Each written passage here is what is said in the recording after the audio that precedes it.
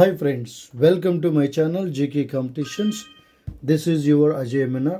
ఈరోజు క్లాస్లో భాగంగా మనం జీవక్రియలు 10th క్లాస్ మొట్టమొదటి చాప్టర్ జీవక్రియల్లోని విసర్జక వ్యవస్థ, మానవులలో విసర్జక వ్యవస్థ. పోయినసారి క్లాస్లో కూడా కొన్ని క్వశ్చన్స్ డిస్కస్ చేసాం, వాటికి సంబంధించినవి. ఈరోజు దానికి సంబంధించిన నోట్స్ నుంచి మనం క్వశ్చన్లు డిస్కస్ చేద్దాం. ఎక్స్ప్లెనేషన్తో కూడిన వీడియో ఇది, ఎక్స్ప్లెనేషన్తో కూడిన వీడియో కాబట్టి ఎవరు కూడా స్కిప్ చేయొద్దు. Don't skip the video. My strong suggestion advise is don't skip the video. ఎందుకంటే చాలా ఎక్స్ప్లెనేషన్ ఉంటుంది, ఏ బిట్ కూడా మిస్ అయ్యే అవకాశం ఉండదు కాబట్టి స్కిప్ చేయొద్దు. మొత్తం వీడియో మొత్తాన్ని కూడా జాగ్రత్తగా గమనించండి, వినండి, వీలైతే నోట్స్ రాసుకోండి. Right? So without wasting hour time, we'll start today's class. And one more request from my side is, dear friends, please like the videos. Please like the videos, share the videos. ఇంకెవరైనా subscribe చేసుకోకపోతే వారు దయచేసి subscribe చేసుకోండి. మీరు చేసే ఒకే ఒక మంచి పని ఏంటంటే, నాకు వీడియోస్ని లైక్ చేస్తే చాలు. ఈ వీడియోస్ లైక్ చేస్తే అవి ఎక్కువ మందికి స్ప్రెడ్ అవుతాయి. సో నాకు కూడా అదొక మోటివేషన్గా ఉంటుంది, మీకు బెనిఫిట్ అవుతుంది కాబట్టి please like the videos. So without wasting hour time, we'll get started our class today. Right? Now let's see.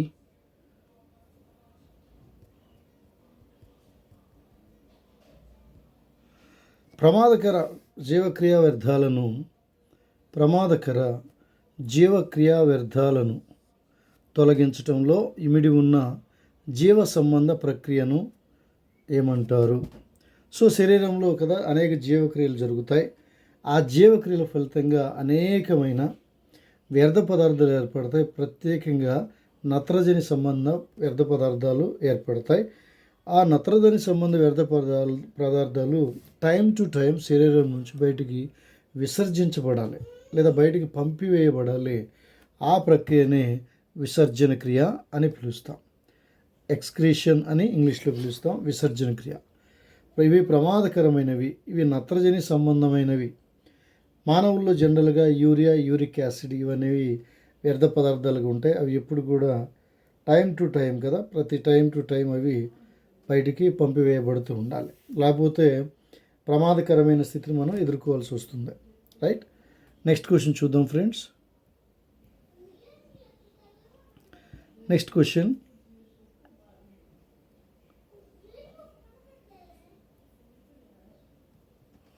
Question number 2.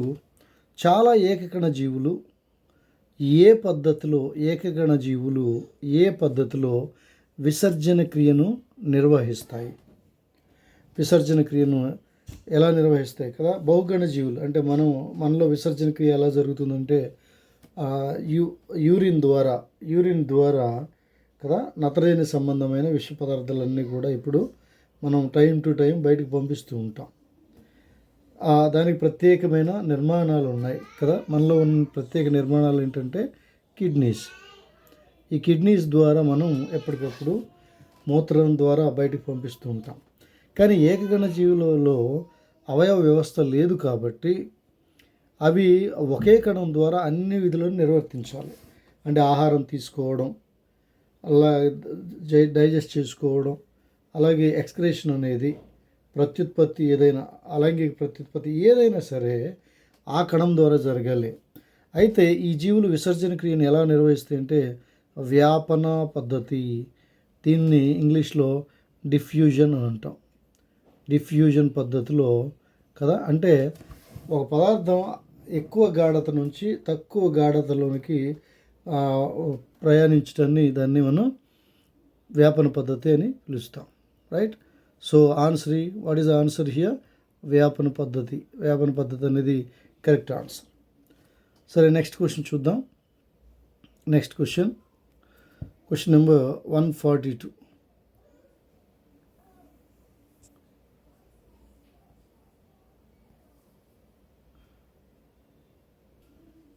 Next question, మానవుని విసర్జక వ్యవస్థలోని భాగాలు ఏంటి?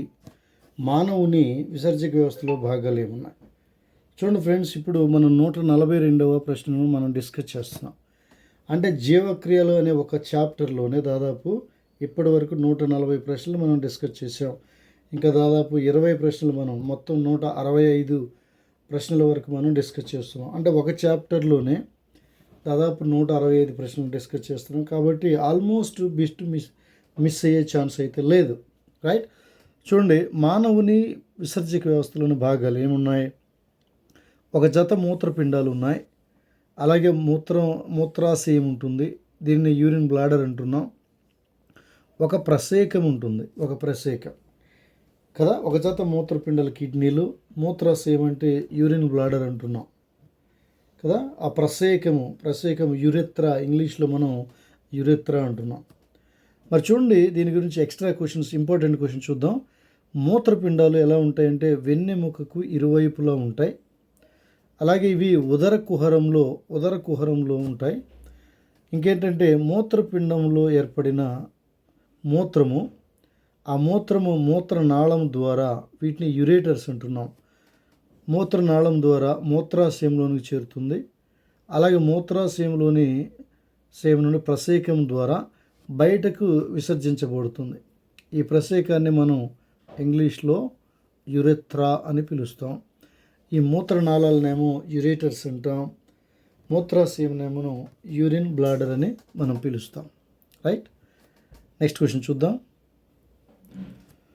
మూత్రం తయారీ ముఖ్య ఉద్దేశం ఏంటి? మూత్రం తయారీ ముఖ్య ఉద్దేశం ఏంటంటే రక్తం నుండి వ్యర్థాలను తొలగించటం. అంటే రెస్పిరేషన్ కదా, శ్వాసక్రియలో జరిగే రెస్పిరేషన్లో ఏం జరుగుతుంది? డైజెస్ట్ అయిన ఫుడ్ అంతా కూడా మరలా సైటోప్లాజం కణద్రవ్యంలో గ్లూకోజు అది డివైడ్ అయిపోయి పైరువిక్ యాసిడ్స్గా, అలాగే నైట్రోజన్స్ కదా, ప్రోటీన్స్ అన్నీ ఎమినో యాసిడ్స్గా, ఫ్యాటీ యాసిడ్స్గా విడిపోయిన తర్వాత అక్కడ ఏర్పడిన నత్రజని సంబంధమైన యూరియా, యూరిక్ యాసిడ్, ఇవి రెండు కూడా ఏమవుతాయంటే రక్తంలోనికి విడుదల అవుతాయి. ప్రతి కణం నుంచి రక్తంలోనికి అవి శోషించుకోబడతాయి. అక్కడి నుంచి ఆ రక్తము కిడ్నీల ద్వారా ప్రయాణించినప్పుడు కిడ్నీలో ఉన్న బౌమెన్స్ క్యాప్సూల్, గ్లోమెరులస్ ఏదైతే ఉందో అది అక్కడ ఈ వ్యర్థాలన్నింటినీ అబ్జార్బ్ చేసుకుని సపరేట్ చేస్తుంది. యూరిన్ నుంచి ఉపయోగకరమైన నీరుని ఇలా అనేక ప్రోటీన్లను అబ్జార్బ్ చేసుకుంటుంది. రక్తంలో ఉన్న వ్యర్థాలను తొలగిస్తుంది అన్నమాట. సో మూత్రం ఎందుకు తయారవుతుంది బాడీలో అంటే, రక్తం నుంచి వ్యర్థాలు తొలగించాలంటే అది ద్రవ రూపంలోనే జరగాలి. ఎందుకంటే వ్యర్థాలు ఘన రూపంలో ఉంటాయి. ఈ ఘన రూపంలో సాలిడ్ వ్యర్థాలు ఉంటాయి కాబట్టి ఈ సాలిడ్స్ ఈజీగా అవి మూవ్ అవ్వవు. కాబట్టి అప్పుడు మూత్రం తయారవ్వాలి. అది శరీరంలో ఉన్న నీటిని ఉపయోగించుకొని మూత్రము తయారవుతుంది. నెక్స్ట్ క్వశ్చన్ చూద్దాం ఫ్రెండ్స్.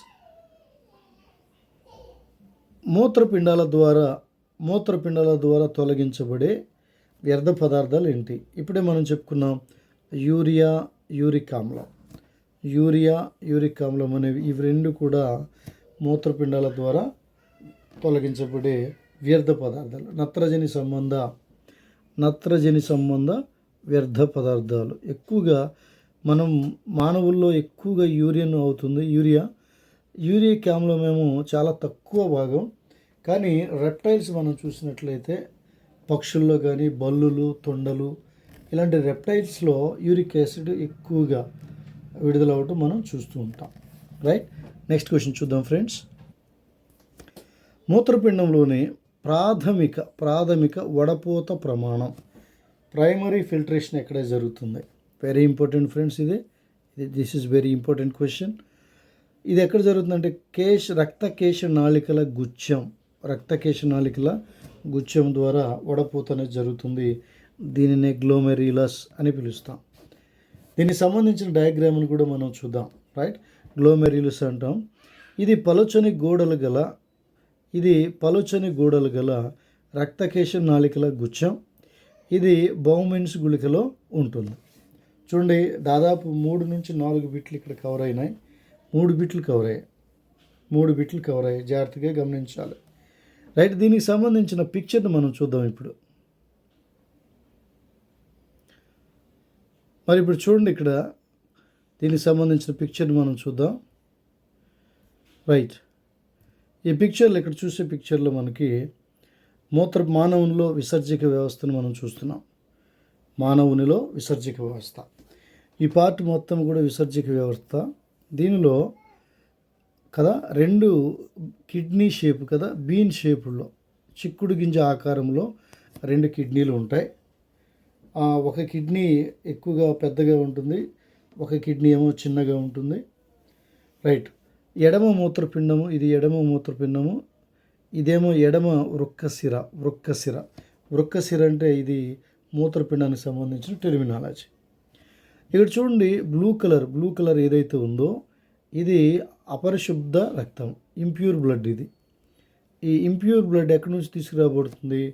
శరీరంలో జీవక్రియలో విడుదలైన నత్రజని సంబంధ పదార్థాలు మొత్తం రక్తంలోనికి శోషించబడినప్పుడు ఆ రక్తము ఈ సిరల ద్వారా, దీన్నే మహాశిర అంటున్నాం, ఈ మహాశిర ద్వారా కిడ్నీలకు తీసుకురాబడుతుంది. 2 కిడ్నీలకు తీసుకొచ్చినప్పుడు ఆ కిడ్నీలో ఫిల్టరేషన్ అయితే జరిగిపోయి ఆ బ్లూ రక్తం కాస్త రెడ్ కలర్ అంటే ప్యూరిఫైడ్ రక్తంగా అది మారిపోతుంది. అయితే ఏమవుతుందంటే ఇక్కడ తొలగించబడిన వ్యర్థ పదార్థాలు ఏమైతే ఉన్నాయో అవి శరీరంలోని అధికంగా ఉన్న నీటితో కలిసి ఇక్కడ ఉన్నాయి చూడండి, 2 గొట్టాలు అంటే మూత్రనాళాల ద్వారా, ఎడమ మూత్రనాళం అలాగే కుడి మూత్రనాళం, ఈ 2 నాళాల ద్వారా ఇక్కడ నుంచి మూత్రాశయంలోనికి చేరుకుంటాయి. దీనిని యూరిన్ బ్లాడర్ అని చెప్తాం. మూత్రాశయంలోనికి చేరుకొని అక్కడి నుంచి ఉండి ఈ ప్రసేకము అనే దాని ద్వారా, దీన్ని యురెత్రా అంటున్నాం, ప్రసేకము ద్వారా మన శరీరం బయటకి విసర్జించబడుతుంది కదా. చూడండి ఇక్కడ, ఇప్పుడు చూడండి, శరీరం నుంచి ఆక్సిజన్ సహిత లేదా శుద్ధమైన రక్తము ఏ ధమని ద్వారా గుండెకి చేర్చబడుతుంది? మళ్ళా ఎడమ వృక్క ధమని ద్వారా తిరిగి రక్తంలోనికి కదా వెళ్ళిపోతుంది అనమాట. ఇక్కడ ఫిల్టర్ అయిపోయింది. అదే అపరిశుద్ధ రక్తమేమో ఎడమ వృక్కశిర ద్వారా ప్రయాణిస్తుంది. తర్వాత ఇక్కడ చూడండి, దైహిక మహాధమని అని, ఇక్కడ శుద్ధీకరించబడిన రక్తం మొత్తం కూడా దైహిక మహాధమని ద్వారా శరీర భాగాలకు సప్లై చేయబడుతుంది. సో ఇది బేసిక్గా excretory system in human beings. మానవునిలో విసర్జక వ్యవస్థ, దానిలోని భాగాలు చూడండి. 2 కిడ్నీలు ఉన్నాయి, 2 మూత్రనాళాలు ఉన్నాయి, ఒక మూత్రాశయము, ఒక ప్రసేకము, ఇవన్నీ కూడా విసర్జక వ్యవస్థలో భాగాలు. మరి మనం ఇంకా సూక్ష్మంగా వెళ్ళిపోతే, ఇంకా చిన్నగా సూక్ష్మంగా వెళ్ళిపోతే ఇక్కడ చూడండి, రైట్, ఈ నెఫ్రాన్ అనే నిర్మాణం మనం చూస్తున్నాం. మనం చెప్పుకున్నాం కదా, విసర్జక వ్యవస్థలో, మానవ విసర్జక వ్యవస్థలో నిర్మాణాత్మక క్రియాత్మక ప్రమాణం ఏదైనా ఉందంటే దాన్ని నెఫ్రాన్ అంటున్నాం. లంగ్స్కి ఎలాగ ఆల్వియోలై ఉంటుందో కదా, శరీరానికి ఎలాగ కణం అనేది నిర్మాణాత్మక structural and functional unit of body is called cell అని చెప్పుకుంటున్నాము. ఇక్కడ నెఫ్రాన్ అనేది it's the structural and functional unit of the kidney. ఇది చాలా అతి సూక్ష్మమైన భాగం. ఇలాంటివి కొన్ని మిలియన్స్ ఈ కిడ్నీల్లో ఉంటాయి. ఎలా జరుగుతుందో చూడండి. ఇక్కడ గ్లోమెరులస్ అని చెప్పుకున్నాం కదా, గ్లోమెరులస్ ఇది రక్తకేశ నాళికా గుచ్ఛం. ఇది ఇక్కడ బౌమెన్స్ క్యాప్సూల్ అని, ఆ బౌమెన్స్ ఒక క్యాప్సూల్ గుండ్రంగా ఉన్న ఒక తిత్తి లాంటి నిర్మాణంలో ఉండే ఒక ఫిల్టరేషన్, హైలీ ఫిల్టరేషన్ కదా. ఇక్కడికి వచ్చిన ఇది తర్వాత ఇది నెఫ్రాన్ యొక్క నాళ భాగం. ఇది నాళంలో అక్కడ యూరిన్ అనేది ఏర్పడుతుంది. ఎల్లో కలర్లో ఉన్నదంతా కూడా యూరిన్ అన్నమాట. ఇది సంగ్రహణ నాళం. దీన్ని ఆ నెఫ్రాన్ నుంచి యూరిన్ ఈ సంగ్రహణ నాళం ద్వారా మూత్రాశయంలోనికి చేరుతుంది, మూత్రనాళాల ద్వారా. మరి ఇక్కడ రెడ్గా ఉన్నది రక్తకేశ నాళికలు. చాలా చాలా సూక్ష్మంగా ఉంటాయి. అంటే ఈ వడపోత కార్యక్రమం అనేది చాలా సూక్ష్మాతి సూక్ష్మంగా ఉంటుంది, మనకి ఇమాజినేషన్కి కూడా దొరకదు. కానీ ఈ సిస్టమ్ మనం చూసినట్లయితే ఇక్కడ ప్యాటర్న్ ఎంత క్లియర్గా ఇక్కడ ప్యాటర్న్ అయితే ఉందో మనం చూడవచ్చు. ఈ వృక్కశిర యొక్క శాఖ, అలాగే వృక్కధమని యొక్క శాఖ. వృక్కశిర యొక్క శాఖ ఏమో ఇంప్యూర్ బ్లడ్ని క్యారీ చేస్తే, వృక్కధమని యొక్క శాఖ ప్యూర్ బ్లడ్ని క్యారీ చేస్తుంది. ఈ ఇంప్యూర్ బ్లడ్ అనేది ఇక్కడికి రాబడి ఈ బౌమెన్స్ క్యాప్సూల్లో ఉన్న గ్లోమెరులస్ ఏదైతే ఉందో అక్కడ మైక్రో ఫిల్టరింగ్ అయితే జరుగుతుంది. ఆ మైక్రో ఫిల్టరింగ్ జరిగిన తర్వాత వృక్కధమని యొక్క శాఖ ద్వారా ఆ రక్తం అంతా కూడా మరలా కిడ్నీ రక్తంలోనికి తిరిగి వెనక్కి తీసుకోబడుతుంది. సో ఇది ఫ్రెండ్స్ నెఫ్రాన్ యొక్క నిర్మాణం, దాని యొక్క విధులు. సో దీని గురించిన అనేక ప్రశ్నలు మనం డిస్కస్ చేద్దాం. రైట్. సో చూడండి, ఇప్పుడు మనం చూసాం ఆ పిక్చర్కి సంబంధించిన ఈ మూత్రపిండంలో ప్రాథమిక వడపోత ప్రమాణం గురించిన డయాగ్రామ్ కూడా మనం క్లియర్గా చూసాం. సో ఇది బౌమెన్స్ గుళికలో ఉంటుంది, బౌమెన్స్ క్యాప్సూల్లో ఉంటుంది. నెక్స్ట్ క్వశ్చన్ చూద్దాం. 146. మూత్రపిండంలో దగ్గరగా అమర్చిన వడపోత ప్రమాణాలను ఏమంటారు? వడపోత ప్రమాణం అని ఇంతకుముందు క్వశ్చన్ చెప్పుకున్నాం కదా. ఈ వడపోత ప్రమాణాలను ఏమంటారంటే నెఫ్రానులు లేదా వృక్క ప్రమాణాలు. ఇంగ్లీష్లో అయితే నెఫ్రాన్లు అంటున్నాం, తెలుగులో వృక్క ప్రమాణాలని పిలుస్తాం. నెక్స్ట్ క్వశ్చన్ చూద్దాం ఫ్రెండ్స్. గ్లూకోజ్, అమైనో ఆమ్లాలు, అలాగే లవణాలు అధిక సంఖ్యలో లేదా అధిక మొత్తంలో నీరు వంటి కొన్ని పదార్థాలు నాళం పొడవున మూత్రం ప్రవహిస్తూ ఉండగా పునఃశోషించబడతాయి. పునఃశోషణం అంటే తిరిగి తీసుకోబడతాయి. ఏమేంటి? గ్లూకోజ్, ఎమినో యాసిడ్స్, సాల్ట్స్, లవణాలు ఏవైతే ఉన్నాయో, ఎక్సెస్ వాటర్ ఏదైతే ఉందో ఇవి నాళం గుండా, సంగ్రహణ నాళం గుండా ప్రవహించేటప్పుడు అక్కడ ఇవన్నీ తిరిగి తీసుకోబడతాయి, రక్తంలోనికి పునఃశోషించుకోబడతాయి. ఎందుకంటే శరీరానికి ఇవన్నీ అవసరం. ఇవి కనుక లాస్ అయితే శరీరంలో ఉన్న శక్తినిచ్చే పదార్థాలన్నీ కూడా లాస్ అవ్వాల్సి వస్తుంది. సో కాబట్టి అది ప్రాబ్లం. కాబట్టి ఈ గ్లూకోజ్, అమైనో ఆమ్లాలు, లవణాలు, నీరు ఇవన్నీ కూడా శరీరానికి అవసరమే. సో వీటిని విసర్జించాల్సిన అవసరం లేదు. విసర్జించవలసింది ఏంటంటే యూరిక్ ఆమ్లాన్ని విసర్జించాలి. సరే, వీటన్నిటిని కలిపి ఏమంటున్నారు? గాలితము. వీటన్నిటిని కలిపి గాలితం. వెరీ ఇంపార్టెంట్ చూడండి. అంటే ఇవి తిరిగి తీసుకోబడతాయి. తిరిగి బయటికి పంపబడేదాన్నేమో యూరిన్ అంటున్నాం కదా. తర్వాత లోపలికి పీల్చుకోబడే వాటినేమో గాలితలు అంటున్నాం. ఇంగ్లీష్లో దీన్ని ఫిల్ట్రేట్ అంటాం. ఏదైతే ఫిల్టర్ చేయబడి నత్రజని సంబంధ పదార్థాలు పక్కకు పంపిన తర్వాత మూత్రం ద్వారా ఇవి మరలా తిరిగి రక్తంలోనికి పునఃశోషించబడతాయి. వీటన్నిటిని కలిపి సింపుల్గా గాలితము అని పిలుస్తాం. రైట్. నెక్స్ట్ ప్రశ్న చూద్దాం. Next question. నీటి పునఃశోషణం, వాటర్ రీఅబ్జార్ప్షన్ దేనిపై ఆధారపడి ఉంటుంది? చాలా ఇంపార్టెంట్ ఫ్రెండ్స్ ఇది. నీటి పునఃశోషణం అంటే అధికంగా నీరు శరీరము బయటకు పంపించకూడదు. పంపిస్తే డీహైడ్రేషన్ అయిపోతుంది బాడీ. అప్పుడు జీవక్రియలన్నీ, మెటబాలిక్ యాక్టివిటీస్ అన్నీ కూడా there activities will come down. It's very problematic for human being. Right. ఈ నీటి పునఃశోషణం, వాటర్ రీఅబ్జార్ప్షన్ అనేది దేని మీద ఆధారపడి ఉంటుంది? ఒకటి, శరీరంలో అధిక శాతం నీరు కనుక ఉంటే కదా, ఎక్కువ శాతం నీరు పునర్శోషించుకోబడుతుంది. ఒకవేళ శరీరంలో తక్కువ శాతం నీరు ఉందంటే తక్కువని బయటికి వదిలేస్తుంది. తర్వాత విసర్జక పదార్థాల పరిమాణం, అంటే విసర్జక పదార్థాలు శరీరంలో ఎంత ఎక్కువగా ఉంటే పునఃశోషణము కదా తక్కువగా ఉంటుంది. అంటే ఎక్కువ నీటిని బయటకు వదలాలి. ఎందుకంటే విసర్జక పదార్థాలు బయటకు వెళ్ళాలంటే అది లిక్విడ్గా ద్రవ రూపంలో ఉండాలి, కాబట్టి ఎక్కువ నీరు అవసరం. కాబట్టి నీటి పునఃశోషణము శరీరంలో నీటి అధిక శాతం మీద, అది ఎంత ఉంది అనే దాని మీద ఆధారపడుతుంది. అలాగే విసర్జక పదార్థాల పరిమాణం మీద కూడా ఆధారపడుతుంది. 149 క్వశ్చన్ ఫ్రెండ్స్. మూత్రపిండాలను మూత్రాశయమును కలిపే మూత్రనాళాలలోనికి ఏమి ప్రవేశిస్తుంది? సింపుల్ క్వశ్చనే, మూత్రం ప్రవేశిస్తుంది. ఎందుకంటే అక్కడ ఉన్న టెక్స్ట్ బుక్లో ఉన్న ప్రతి లైన్ని వీటిగా మార్చడం వల్ల ఏంటంటే కొన్ని క్వశ్చన్స్ మీకు చాలా సింపుల్గా అనిపించవచ్చు. But what I promised is I will not leave any line from the text book. I'm trying to cover maximum 100%. Right. Next question చూద్దాం ఫ్రెండ్స్. Question number 150. ఏ పీడనం వల్ల ప్రసేకం ద్వారా మూత్ర విసర్జన చేయాలనే కోరిక కలుగుతుంది?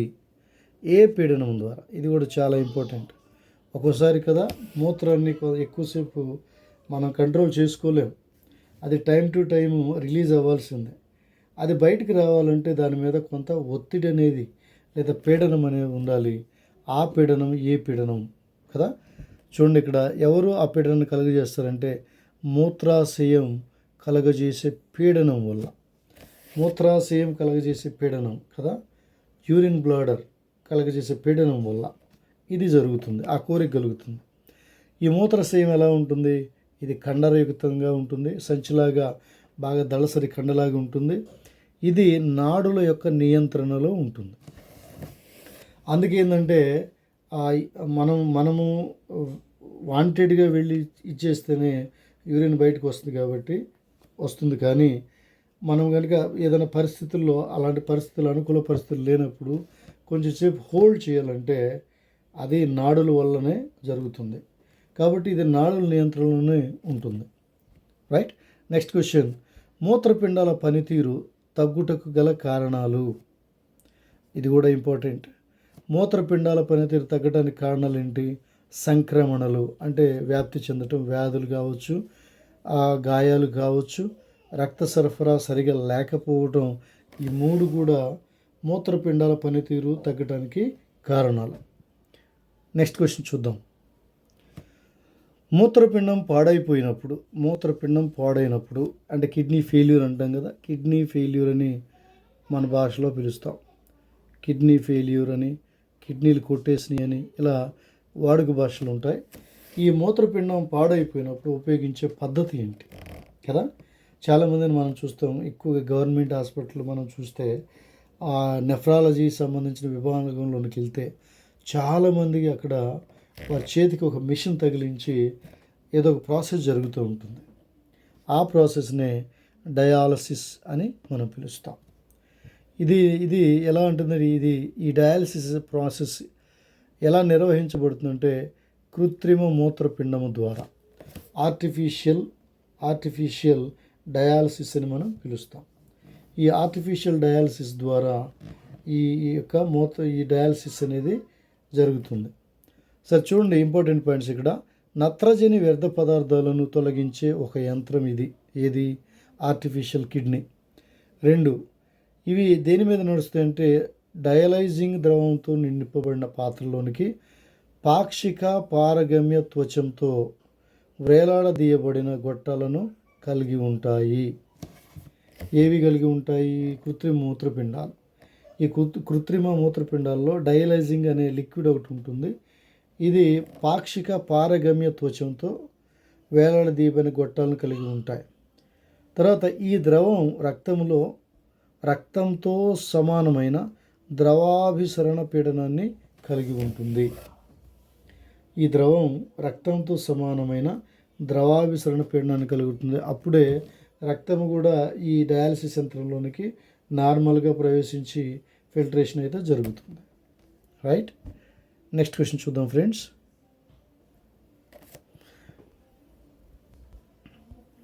Next question. డయాలసిస్ ప్రక్రియలో రోగి రక్తంలోని వ్యర్థ పదార్థాలు ఏ పద్ధతిలో డయలైజింగ్ ద్రవంలోనికి వెళ్తాయి? ఈ వ్యర్థ పదార్థాలు డయలైజింగ్ ఆ ద్రవంలోకి వెళ్తే అవి అక్కడ నుంచి బయటికి పంపించి వేయబడతాయి. మరి ఆ డయలైజింగ్ ద్రవంలోకి వ్యర్థ పదార్థాలు ఎలా వెళ్తాయంటే వ్యాపన పద్ధతి ద్వారా. దీనిని మనం డిఫ్యూజన్ పద్ధతి అని కూడా పిలుస్తాం. అలాగే డయాలసిస్ యంత్రం దీనిలో డిసడ్వాంటేజ్ ఏంటంటే దీనిలో పునఃశోషణం అనేది ఉండదు. అంటే గ్లూకోజు, అమినో యాసిడ్స్, అలాగే ఫ్యాటీ యాసిడ్స్ కానివ్వండి, కొన్ని నీరు కానివ్వండి, లవణాలు కానీ ఇవన్నీ కూడా మామూలు కిడ్నీలు అయితే పునఃశోషణం జరుగుతాయి, రీఅబ్జార్ప్షన్ జరుగుతాయి. కానీ డయాలసిస్ యంత్రంలో ఆ ఫెసిలిటీ అనేది ఉండదు. రైట్, నెక్స్ట్ క్వశ్చన్ చూద్దాం.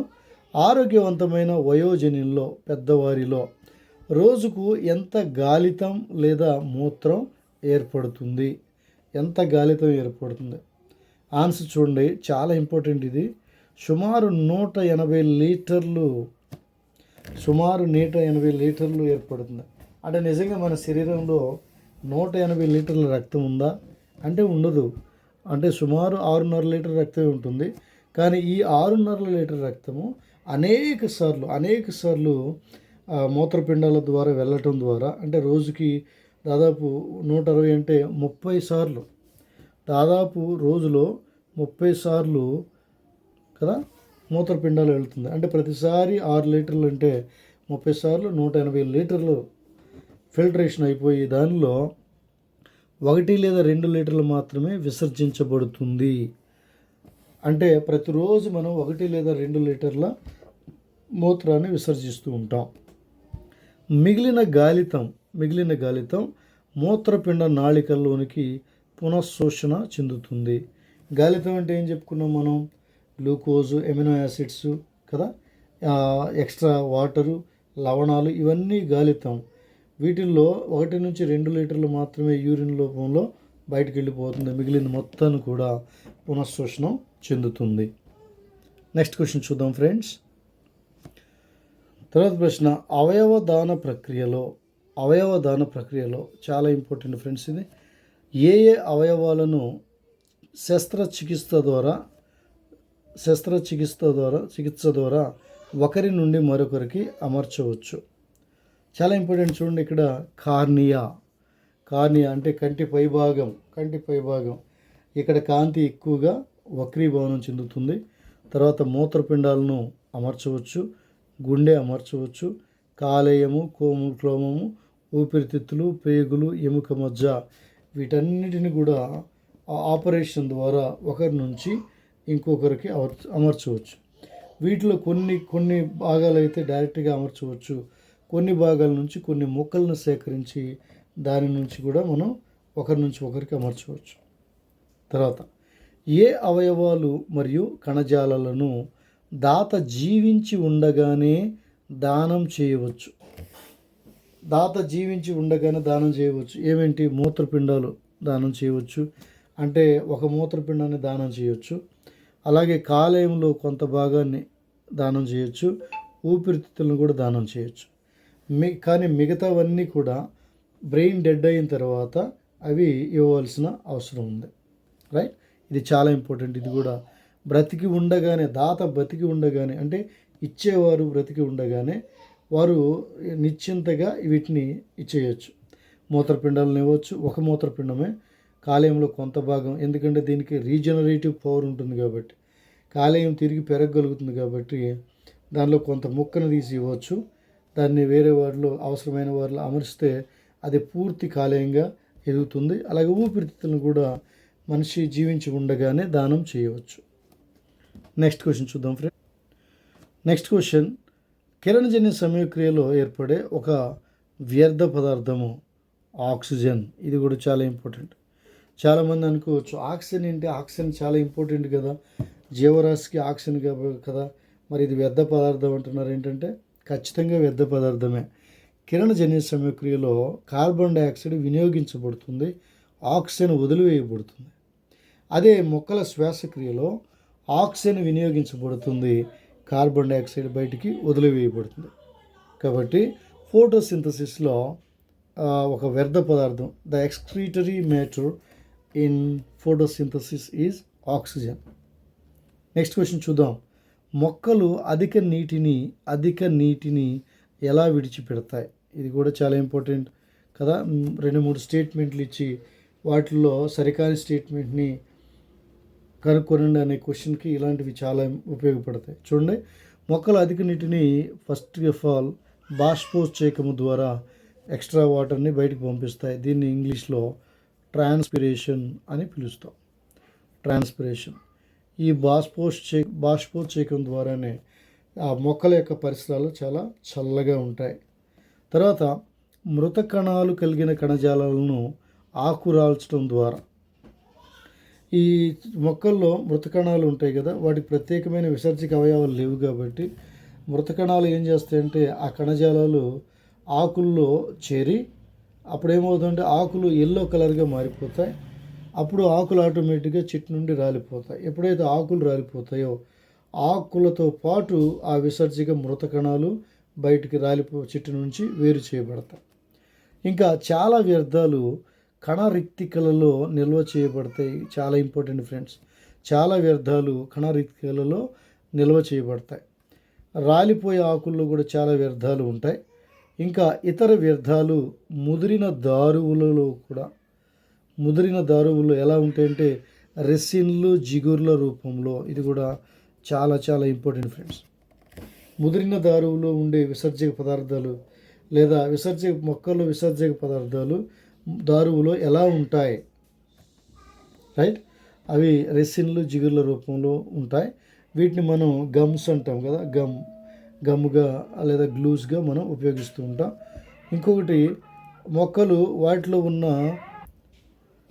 మొక్కలు కొన్ని వ్యర్థ పదార్థాలను నేలలోనికి కూడా పంపిస్తాయి, విసర్జిస్తాయి, రైట్? క్వశ్చన్ నెంబర్ 159 చూద్దాం. జీవ నిర్వహణకు శరీరం లోపల ఏది అవసరం? శరీరం లోపల ఏది అవసరం? చూడండి ఫ్రెండ్స్, ఈ బిట్స్ టెక్స్ట్ బుక్ బ్యాక్లో ఉండే వాట్ వీ హ్యావ్ లెర్న్, మనం ఏమి నేర్చుకున్నాం అనే భాగం నుంచి యాజ్ ఇట్ ఈస్గా తీసుకోబడిన లైన్స్ ఇవి, గమనించండి. జీవ నిర్వహణకు శరీరం లోపల ఏది అవసరం అంటే పోషణ అవసరం, శ్వాసక్రియ అవసరం, పదార్థాల రవాణా అవసరం, అలాగే సేమ్ టైం విసర్జన కూడా అవసరం. శరీరంలో ఇవన్నీ క్రియలు జరిగితేనే జీవ నిర్వహణ సాఫీగా జరుగుతుంది. నెక్స్ట్ క్వశ్చన్, స్వయం పోషణలో సరళ అకర్బన పదార్థాలు ఎలా మార్చబడతాయి? స్వయం పోషణ అంటే ఆటోట్రోపిజం కదా, మొక్కలు దే ఆర్ ఆటోట్రాప్స్. కిరణజన్య సమయక్రియ జరుగుతుంది కాబట్టి ఇక్కడున్న సరళ అకర్బన పదార్థాలు అంటే కార్బన్ వాటర్ కానీ ఇలాంటివి అకర్బన పదార్థాలు అధిక శక్తివంతమైన సంక్లిష్ట సేంద్రియ పదార్థాలుగా సంశ్లేషణ చెందుతాయి, రైట్? తర్వాత కణంలో జరిగే చర్యలకు శక్తిని ఇవ్వడానికి ఉపయోగపడే లేదా వినియోగమయ్యేది ఏంటి? ATP, adenosine triphosphate. ఇది వాయు సహిత శ్వాసక్రియలో జీవికి అధిక శక్తి లభిస్తుంది. అవాయు సహిత శ్వాసక్రియల కంటే వాయు సహిత శ్వాసక్రియలో జీవికి ఎక్కువ శక్తి లభిస్తుంది. ఎందుకంటే ఆక్సిజన్ ఎక్కువ అవైలబిలిటీ ఉంటుంది కాబట్టి, ఎక్కువ ఫుడ్ అనేది ఆక్సీకరణం జరుగుతుంది కాబట్టి ఎంత ఎక్కువ ఆక్సీకరణం జరిగితే అంత పైరువిక్ యాసిడ్ అనేది బ్రేక్ అయిపోయి దానిలో శక్తి అనేది ఏటీపీ రూపంలో విడుదలవుతుంది, రైట్? నెక్స్ట్ క్వశ్చన్ చూద్దాం ఫ్రెండ్స్.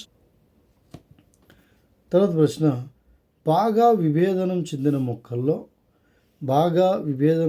మొక్కల్లో చాలా ఇంపార్టెంట్ ఫ్రెండ్స్, ఇది చూడండి, స్టార్ మార్క్ ఇస్తున్నాం. బాగా విభేదనం చెందిన మొక్కల్లో నీటి రవాణా, ఖనిజ లవణాలు, ఆహారం మరియు ఇతర పదార్థాల రవాణా చేయడం ఏ కణజాలం యొక్క ముఖ్య విధి? ఇక్కడ రెండు ఉన్నాయి, ఒకటి దారువు, రెండు పోషక కణజాలం. దారువేమో నీటి రవాణా, ఖనిజ లవణాల రవాణా ఇది చూసుకుంటే, పోషక కణమేమో కణజాలం ఆహారం మరియు ఇతర పదార్థాల రవాణా బాధ్యత తీసుకుంటుంది. నెక్స్ట్ క్వశ్చన్, మానవునిలో మూత్రపిండాలు ఈ వ్యవస్థలోని భాగాలు: ఏ పోషణ, బి శ్వాసక్రియ, సి విసర్జన, డి రవాణా. Here the correct option is option C, విసర్జన కదా. మూత్రపిండాలు అనేవి విసర్జన వ్యవస్థకు సంబంధించిన అవయవాలు. తర్వాత ప్రశ్న చూద్దాం ఫ్రెండ్స్. ఈ క్వశ్చన్స్ డైరెక్ట్గా టెక్స్ట్ బుక్లో ఉన్న క్వశ్చన్సే, టెక్స్ట్ బుక్ బ్యాక్ చివరిలో ఉన్న ఎంసీక్యూస్ యాజ్ ఇట్ ఈస్గా మీకు ఇవ్వడం జరుగుతుంది. చూడండి, ఏది కూడా మిస్ అవ్వట్లేదని చెప్పడానికి ఈ ప్రయత్నం. తర్వాత మొక్కల్లోని దారువు ఈ పని చేస్తుంది: ఒకటి నీటి రవాణా, ఏ నీటి రవాణా, బి ఆహార రవాణా, సి అమైనో ఆమ్లం, డి ఆక్సిజన్ రవాణా. రైట్. దారు అనగానే మనకేం గుర్తు రావాలి? నీటి రవాణా, అలాగే ఖనిజ లవణాల రవాణా కదా. సాల్ట్స్ అనేవి ఖనిజ లవణాలు. ఎలక్ట్రోలైట్స్ అనే రవాణాను చేస్తుంది. తర్వాత 165 స్వయం పోషణ విధానానికి కావలసినవి. ఏ కార్బన్ డైఆక్సైడ్ నీరు, బి పత్రహరితం, సి సూర్యరశ్మి, డి పైవన్నీ. ఈ క్వశ్చన్ చూడండి, కొంచెం డీప్గా ఆలోచించాలి మనం ఇక్కడ. స్వయం పోషణ విధానానికి, స్వయం పోషణ జనరల్గా ఎక్కడ జరుగుతుంది? మొక్కల్లో జరుగుతుంది. మొక్కల్లో కదా స్వయం పోషణ జరగాలంటే, ఆహారం ఉత్పత్తి జరగాలంటే ఏమేం కావాలి? కార్బన్ డైఆక్సైడ్, నీరు కావాలి, పత్రహరితం కావాలి, సూర్యరశ్మి కావాలి. కాబట్టి ఇవన్నీ కావాలి. కాబట్టి ఆప్షన్ డి పైవన్నీ. ఇవన్నీ దేనిలో ఉపయోగపడతాయంటే కిరణజన్య సంయోగ క్రియలో. కిరణజన్య సంయోగ క్రియ. సో ఫ్రెండ్స్, ఇక లాస్ట్ క్వశ్చన్ మనం డిస్కస్ చేయబోతున్నాం. లాస్ట్ క్వశ్చన్ డిస్కస్ చేయబోయే ముందు చిన్న request, please like the videos. ఇంకోటి ఏంటంటే, మీకు ఇంకా ఏదైనా డౌట్స్ ఉన్నా, ఇంకేదన్నా మెటీరియల్ లేదా కంటెంట్ కావాలన్నా కానీ మీరు నాకు మెసేజ్ చేయండి. వీడియోస్ ఎలా కావాలి, ఏ కంటెంట్ కావాలి, లేదా ఏ చాప్టర్లు, ఏ క్లాస్కి సంబంధించిన చాప్టర్లు కావాలి అని కావాలంటే మీరు వెంటనే నాకు మెసేజ్ చేయండి. దానికి సంబంధించిన వీడియోస్ మీకు తీసుకురావడానికి నేను ప్రయత్నం చేస్తాను. So last question of this day. ఇంకోటి ఏంటంటే, జీవక్రియలు అనే చాప్టర్లో చివరి ప్రశ్న, 166వ ప్రశ్న చూద్దాం. పైరువిక్ ఆమ్లము విచ్ఛిన్నం చెందటం వల్ల కార్బన్ డైఆక్సైడ్, నీరు మరియు శక్తి ఏర్పడే ప్రక్రియ దీనిలో జరుగుతుంది. అంటే పైరువిక్ ఆమ్లం విచ్ఛిన్నం జరగాలి. దీనిలో క్రమం ఏంటంటే ఫ్రెండ్స్, మొట్టమొదట గ్లూకోజ్. ఈ గ్లూకోజ్ ఏం జరుగుతుందంటే చిన్న ప్రేగుల నుంచి రక్తంలోనికి శోషించబడి, ఆ తర్వాత రక్తం నుంచి ప్రతి ఒక్క కణంలోనికి సప్లై చేయబడుతుంది. ఈ కణంలో ఉన్న కణద్రవ్యం ఏదైతే ఉంటుందో, ఈ గ్లూకోజ్ కణద్రవ్యంలోకి చేరి అక్కడ మూడు కార్బన్ అణువులు గల పైరువేట్లుగా రూపొందుతుంది. పైరువేట్. ఈ పైరువేట్ దీనిలో 3 కార్బన్స్ ఉంటాయి. C3H8, C3H8 O3గా ఉంటుందన్నమాట. C3H8O3. అలాగే రెండు